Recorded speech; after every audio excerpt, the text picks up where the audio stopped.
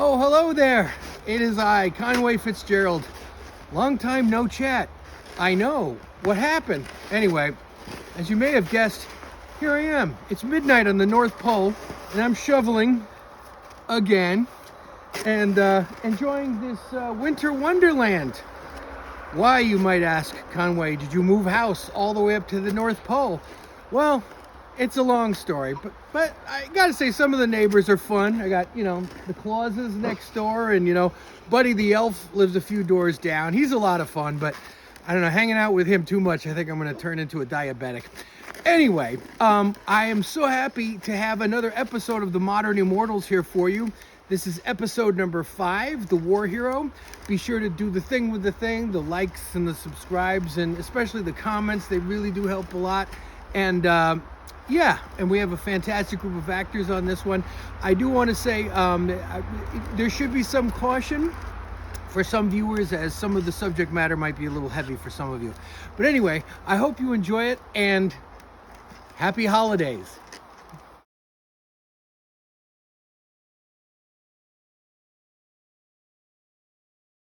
Inside Forward Operating Base, Dixon, in Nangarhar Province, Afghanistan. Read 'em and weep, fellas. 3 lovely ladies. Oh! Fuck.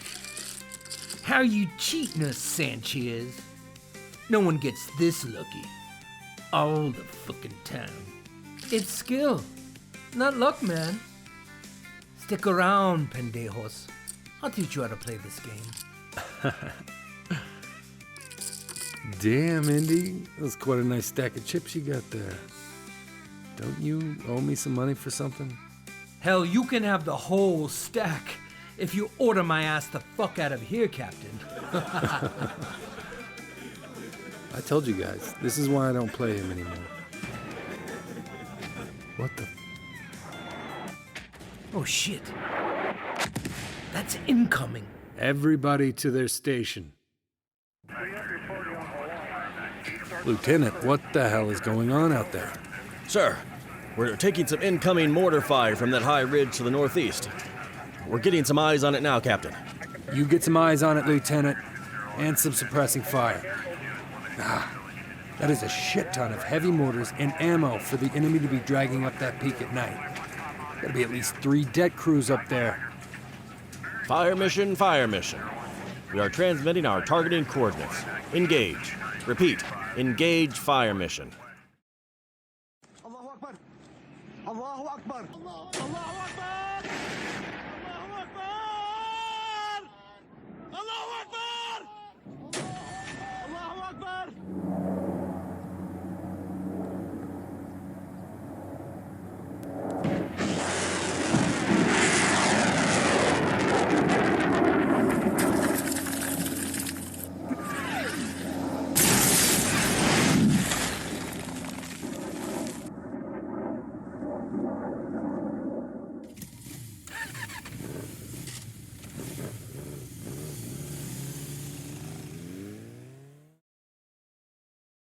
Early the following morning, Captain Blake Stamos briefed his men on the day's mission.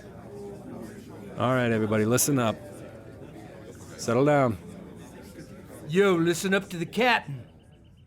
All right. I don't think I have to inform any of you that we received some significant incoming hostile fire last night. Not even Chapman could have slept through all that. Well, it appears there were some stragglers that might have escaped with some ordnance back to the village of Darshash, 7 clicks to the northeast of that ridge in question. We're going to have 1st and 3rd platoons pay our friend up there, Rochman, the village honcho, a visit. See if he knows where the enemy might be hiding any weapons or ammunition. Good to go! All right, move out.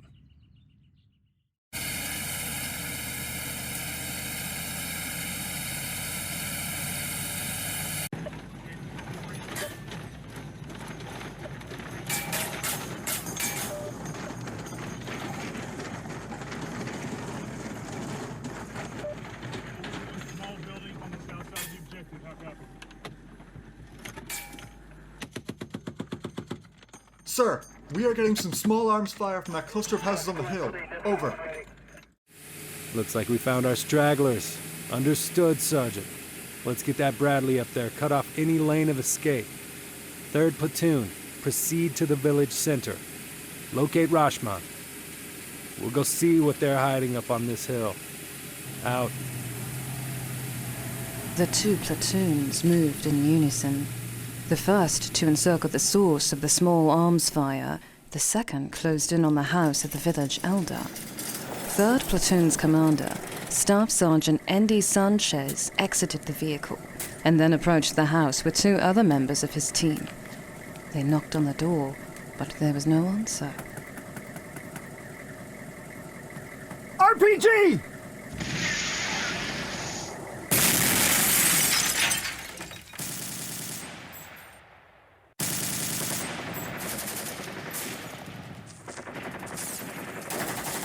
Captain, we are taking some seriously heavy fire over here. Sanchez is down.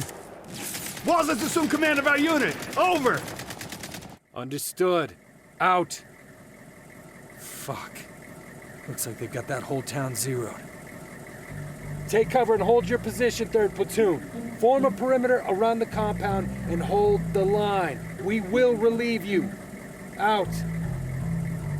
Perkins, prepare to light up that 50. I mean, you grease anything that gets in our way. Rather than lament his mistake of falling into this textbook ambush, Blake went on offense, piercing through the line of enemy combatants. This surprisingly bold move forced the insurgents to withdraw and afforded him the opportunity to reach 3rd Platoon and rescue his men. For this selfless act of leadership in action, he was awarded the Distinguished Service Cross.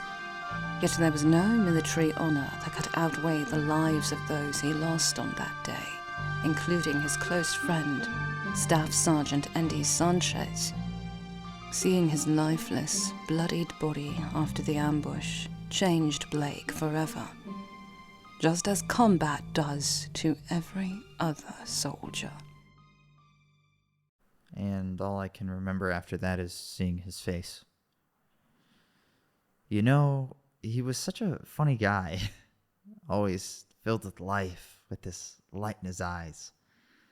That smile, his jokes, was now gone. Forever. Mm-hmm. And do you feel responsible for that death? Personally? Yeah, you know, I shouldn't. I mean, we were all just doing our jobs. Doing our best. But I can never stop asking myself, why him? You know? Why wasn't I the guy who got hit? I understand. And I share in that feeling, personally. It's common, actually. They call it survivor's guilt. But you have to remember, just like you said, you were doing your duty. And that means continuing to do that now, living the rest of your life in their honor. That's completing the mission.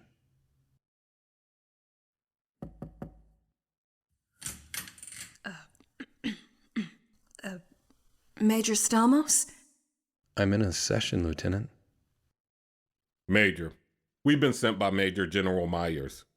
He's ordered that you report to him ASAP. You see, Corporal, orders are orders. Let's pick this up next week, okay? In the meantime, stay strong. You're a good man. Inside the commanding general's office. General, you wanted to see me? Yes, Major Stamos. Come in, have a seat. I apologize for the sudden nature of these orders, Major, but I really need to have someone I know and trust on this right away. On what, sir? Blake, I'm issuing these orders promoting you to active duty. I don't understand, sir. I'm retired. Not anymore. I need you, Blake. After being briefed on this classified program with our NATO allies, We've begun looking for advisors that can be trusted for their judgment and experience. I can't think of anyone better than you. I appreciate the nod of confidence, General, but what's going on? Why am I being deployed to RAF Lakenheath? As of 1 hour ago, your top secret security clearance has been officially reactivated by the DoD. This mission is to remain classified until you are instructed otherwise. Air Vice Marshal Highsmith will fill you in on the rest of the details when you reach Lakenheath. There's a flight schedule from the air station taking you there directly in 12 hours. I want you on that flight. Yes, sir. Good luck, Major. I'm certain you will prove to be the right choice. What? Absolutely not. How can they do that? You're retired, Blake. You're not going to England tonight. This came straight from the top of the Defense Department. I can't discuss details. You're a fucking therapist, Blake, and a husband, right? Why are you being sent on a secret mission? That makes no sense. It's classified, which means I can't talk about it. Oh, how did I know this would happen? You promised me, Blake, that this was over and we were going to be together again. For once. You're not the only man in the world who can fight their battles. There's got to be someone else. Evidently not. The General says he ordered me to go because of my unique knowledge and experience. That's all I know. Listen, I'll be back soon, okay? This shouldn't be long. No. I can't. I can't do this, Blake. I just can't do this anymore. Enough is enough. You promised me. When is us ever going to matter to you?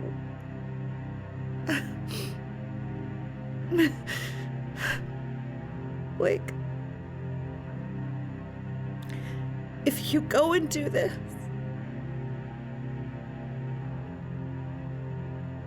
I will not be here when you get back. Duty, honor, sacrifice, the untold valor inherent in the nation's noblest among us, the bravest hearts and keenest minds of our men and women serving in uniform, serving their nation, overcoming the greatest of fears and untold hardships, all for people they would never know. But at what cost to their families and loved ones, and to those who made the ultimate sacrifice? Major Blake Stamos was compelled to leave his house that evening and follow his orders. He had no foreknowledge of what dangers may lay ahead, or how it might impact the rest of his life. But he went, so that others would not have to. The Modern Immortals by Conway Fitzgerald. Starring Matthew Van Wettering, Nikki Brown,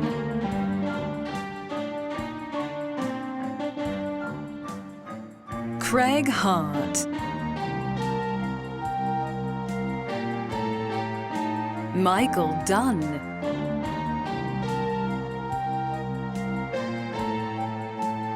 Carson Thayer,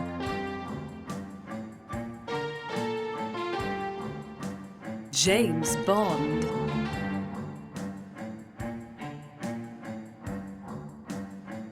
David Robbins,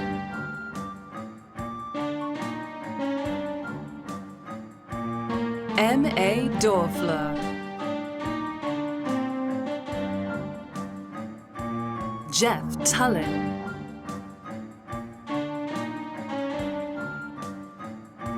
Steve Fisher, Rhiannon McAfee,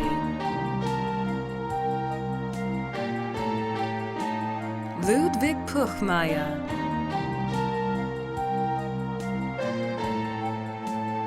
Perdita Lawton, J.V. Torres, and Conway Fitzgerald. At RAF Lakenheath Air Station, in the office of the commanding officer, RAF Air Vice Marshal Leonard Highsmith. Ah, Major Stamos. Splendid. Yes, sir, I'm here. Activated by orders of General Myers. Brilliant, and not a moment too soon, I might add. The classified presentation we're here for begins in 30 minutes. Can you tell me anything about this presentation, sir? Ooh, what's this about? Well, I'm certain it will be all quite apparent as soon as you're briefed on the details. Could I offer you some tea first? Coffee, perhaps? Major Stamos was led to a large conference room, a skiff filled with army brass from several of NATO's international militaries. After his clearance was verified and he was seated with the other officers, Air Vice Marshal Highsmith began the meeting. All right, let's get down to today's business. First of all, I'd like to thank you all for coming from around the world for this presentation. The opportunity which presents itself to us here was difficult to ignore, so I'm grateful to all of you for coming on such short notice. The nature of this presentation is battling the scourge of post-traumatic stress disorder, PTSD, and its compounding effects on our veterans and their families, on our combat servicemen generally, as well as our hard-working medical providers. Allow me to introduce to you Dr. Malcolm Fillmore from the Wadington Institute in Cambridge. His research facility has been funded by the NIHR here in the UK to conduct a groundbreaking human test trial utilizing cutting-edge genetic science. Now, I'll allow him to explain how it might benefit the militaries and the fine, brave men and women of our armed forces. Dr. Fillmore. Thank you, Air Vice Marshal, for allowing me this opportunity to speak on this very important issue. And to all of you for coming today. Because of the importance of this issue, it is our belief that to ignore the ability to heal so many of our battle-scarred veterans was something we at Wadington could not ignore in good conscience. This man was filmed over 100 years ago, after being retrieved from the trenches in Flanders, 1915. He was not wounded. In fact, not a scratch was found on his body. Yet the persistent concussive impacts of the artillery caused this frightening disability to consume his body. This man would later be deemed a victim of shell shock, the first form of post-traumatic stress disorder the military had acknowledged and investigated. Since then, we have seen this horrific psychological effect manifest itself in many forms. Bearing witness to the horrors of war is not new. It is something that has been documented for time immemorial. The bravest of fighting men, left incapable of leading normal lives thereafter, struggling to cope with being witness to the gruesome toll of modern warfare. But what if the trauma itself, those impactful sights and sounds that caused this imprinting of tragedy upon the minds of the soldiers, could be, in effect, erased? What if, by utilizing age regression therapy, those pathways of mnemonic experience could be selectively forgotten?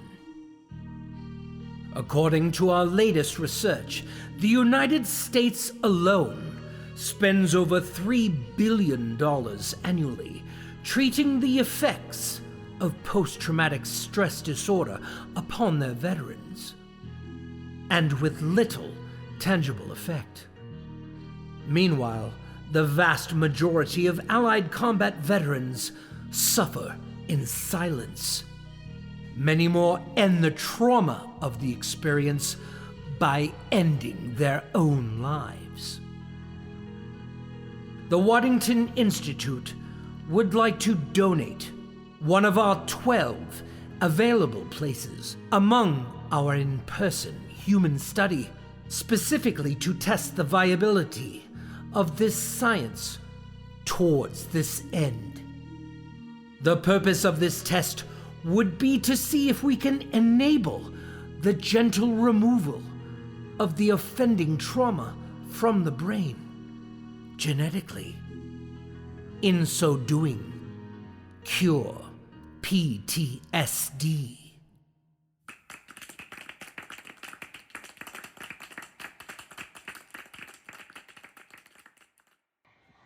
Later, back at Highsmith's office. So I'm given to understand you're a highly decorated combat veteran, Major Stamos. Let's see, Silver Star? Distinguished Service Cross? My word, they don't give those out to just anyone, do they? No, sir, they don't. So you saw a lot of action in the Middle East, did you? Yes, sir. Your dossier provided by General Myers also says you have the PhD in clinical psychology, specializing in the treatment of veterans who suffer from PTSD. That's correct, sir. I specialize in the mental health treatment of combat soldiers with the VA in Colorado. So what do you make of all this? This notion of genetic age regression therapy to help our soldiers? In your area of expertise, would you consider this to be of any value to your patients? Well, it's hard for me to say, sir, seeing as there isn't any existing clinical research to go on. It's definitely promising, but also theoretical. And right, therein falls the need for your recommendation, Major. There, in that blue file you have, are the dossiers on 10 potential candidates for the study. Now, this involves human genetic experimentation in the first study of its kind. What I need is your recommendation on each of the proposed candidates, establishing an order of preference for these volunteers based on your professional recommendation from 1 to 10, 1 being the lowest, 10 being the highest. Let me do it, sir. Well, I'd like to have your answer after you've met with the 10 candidates by the end of the week. Would that time frame be satisfactory? No, sir. My recommendation is that you send me. Let me test this science personally. Major Stamos, are you telling me you're volunteering yourself for this study? Yeah. Yes, sir. I am. I could never send a soldier into a mission I wouldn't be willing to do myself. 15 months later, after having dinner with the Lees in Silicon Valley, the two Washington Post reporters are aboard a flight to Los Angeles. Well, that's that. Dee Dee has had enough of my traveling. She's officially dumped me. Oh, come on. Are you kidding me? Has she seen our social numbers? Our reporting is breaking every record for clicks in WAPO history. It was the best of times. It was the worst of times. Ah, she'll come around. Look, I've been reviewing the 12 test subjects, or what Wadington announced of them at their press conference, but I only count 11. Right.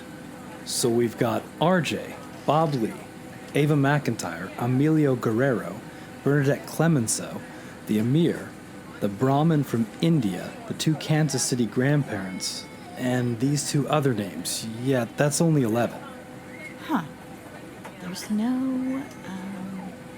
Blake. Remember, Bob mentioned him, the guy who said he was a U.S. Army vet? Called him a real war hero. Right. Well, he was talking about Emilio and the lasting effects of suffering trauma, how they connected. He said he looked just like a kid out of high school, yet he was an Army major and a PhD? We should ask Bernadette. Have we heard back from her agent? Oh yeah, it's all booked. We're meeting her at her room at the Hollywood Hilton on Sunset, 11 a.m. tomorrow. She begins shooting her new movie Desert Rose later in the day. Did they allow us set access? Nah, that's too hard to get approved by the production teams and union reps. Ah, darn it. I was hoping I'd finally see a real movie set. What's this? Looks like we're being forced to cancel our interview with the French movie star tomorrow. Murph wants us to go directly to Ensenada, Mexico, after we land at LAX. Oh, wow. Guerrero's been shot. Oh my god. 6 months earlier, in an EEG session at Wadington. Okay, Blake.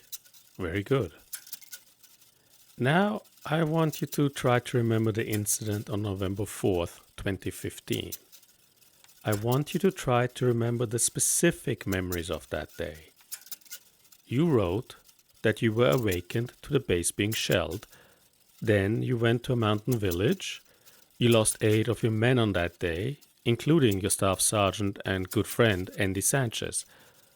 I want you to think of him. Remember his face before and after. Good. Now once again, I want you to focus on the green light. Follow that light with your eyes. Good. Keep focusing on the green light. Follow it as it moves. Excellent. Later, at a patient tracking conference, the two head human trial physicians at Wadington discussed the progress of Blake's age regression from 45 to 19, both physical and psychological. His labs are all good. His response to the treatment has far exceeded our expectations.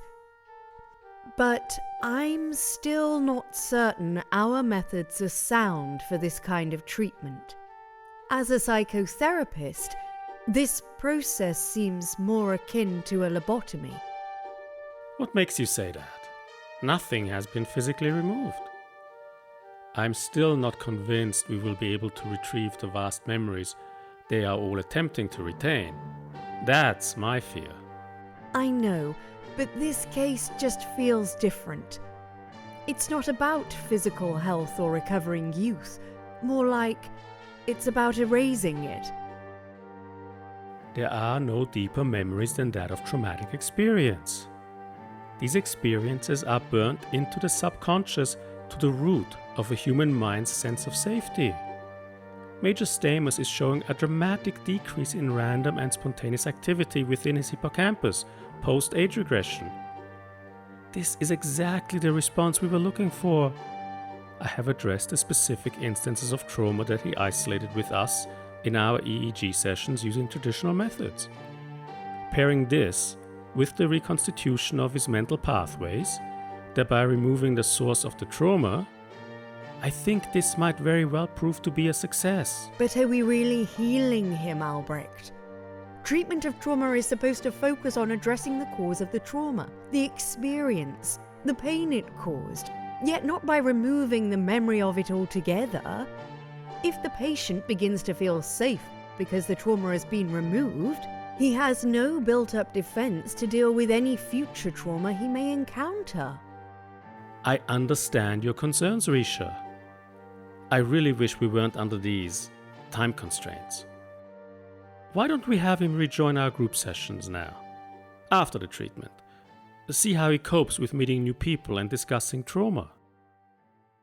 The following week, at a group therapy session at Wadington. Today, I'd like to discuss trauma more in depth.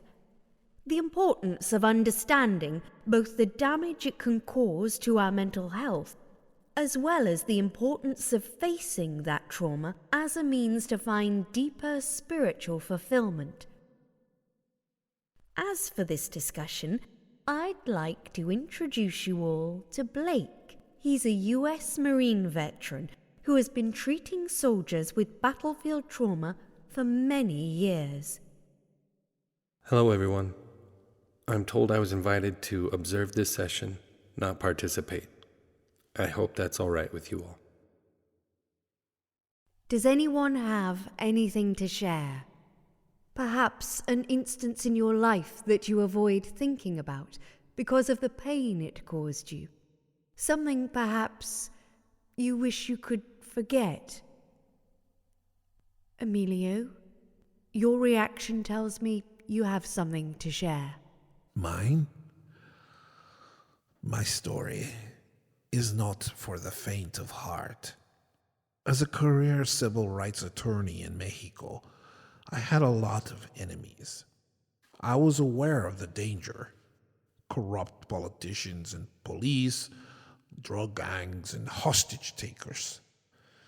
But I never feared for my own life.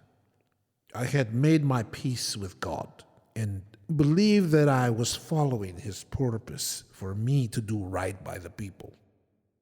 But when my family was lost to me in a car bombing that was meant for me, there are no words to describe the guilt I feel for that harm coming to them.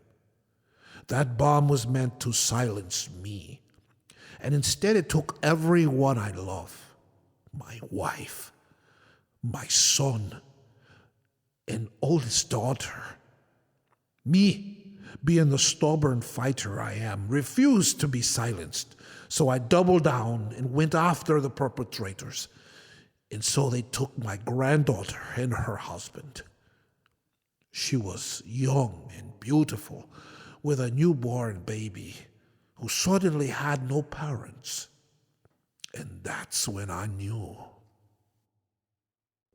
It wasn't your fault, Emilio. We veterans, and I include you in that, as clearly you fought just as many difficult battles as any.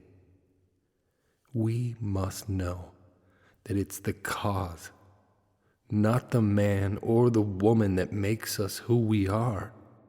The cause. See, a battle that can never be won, but must always be fought. Like the ancient tale of Sisyphus, pushing that boulder up the hill, only to watch it roll down again to the bottom. Yeah. That's what warriors do. They fight selflessly for others. Present day, inside a critical care facility in Ensenada, Mexico. Buen dia, Emilio. Are you awake? Yes, still alive. Let's get you cleaned up. You have visitors. 2 men from America. Who is it? Are these the people from the newspaper? No, I think they said DOD. Yes, please, allow them in. What's this about? DOD? What's that? Emilio, who are these men? Not to worry, ma'am. We're from the United States government. We're here to protect Emilio. Oh my gosh, look at this guy. And talk about can't keep a man down. You should see the other guy. Rest assured, Emilio, your grandchildren are safe. I'm not leaving Mexico without you. It's going to be all right. You're gonna make it. Still pushing that boulder up the hill. Only this time, it looks like it rolled over you on the way down. Yeah, just lucky, I guess. In that moment, Blake experienced a strange feeling of déjà vu. Because of his treatment, he had very little sense of his life other than that prior to OCS and after Wadington. A hole in his life that was had been inserted, leaving only a vacuum of fading memories in between. Blake was now completely estranged to his third wife. He only retained memories of the friends he made as a youth and while at Wadington, but there's something about being lucky that touched him and unearthed a deep-seated memory of a previous lifetime he had all but forgotten. He remembered playing cards, online Texas Hold'em to pass the time mindlessly, and then about his friend's stack of chips. About an hour later, 2 more guests arrived from the United States. Who's these now? These are the reporters from Washington? Yes. Please, allow them in. Oh, hello there. I'm Michael Donofrio from the Washington Post. This is Cassidy Peterson. Is it okay to approach? Yes, but please, don't touch. Though you do need to come closer, as it is hard for him to speak out loud. I suppose I could help. I'm Major Stamos. I'm a friend of Emilio's. Oh. Are you Blake?